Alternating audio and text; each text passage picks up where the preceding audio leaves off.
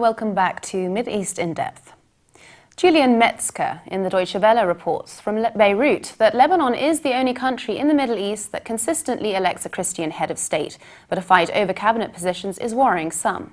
She states, Christian Free Patriotic Movement, the FPM, Michel Aoun, is stoking the fears of Lebanese Christians that look with dread to Syria and Iraq, where Islamic State is brutally persecuting those who share their faith.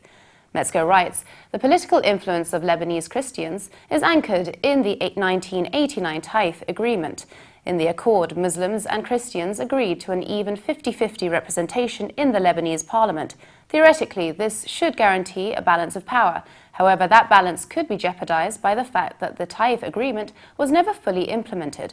She reveals studies show that Christians constitute about 40% of the total population of Lebanon today, less than half of what they made up not even a century ago.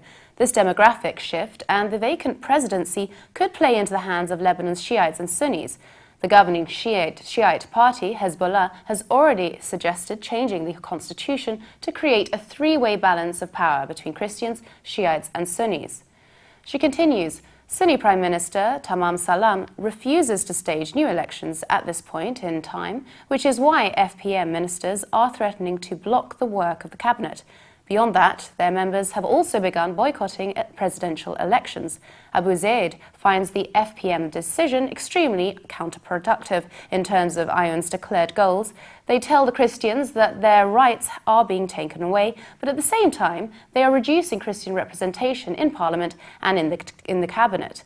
They are marginalizing themselves politically. Simon Tisdall comments in The Guardian that we have little to gain from British airstrikes in Syria. He points out Cameron and the Defence Secretary, Michael Fallon, are currently talking about extending British airstrikes from Iraq into Syria to help combat the threat posed by Islamic State, the Sunni Muslim extremists. Defeating ISIS has replaced overthrowing Assad as their top priority, especially following last month's attack on British tourists in Tunisia, which led Cameron to warn that ISIS has declared war on Britain.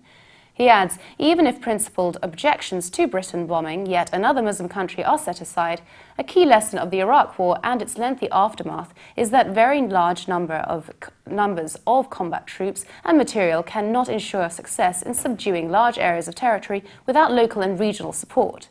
He highlights Cameron's escalation is likely to further alienate regional allies, such as Turkey's fiercely anti-Assad leadership, while exacerbating the Syrian refugee and humanitarian crisis, already the worst in modern history.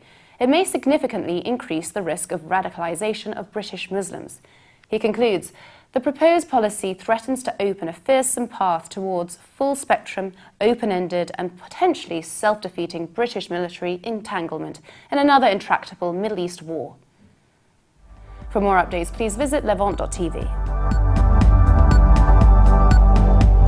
And subscribe to Middle East in Depth on iTunes. Thanks for watching. Bye for now.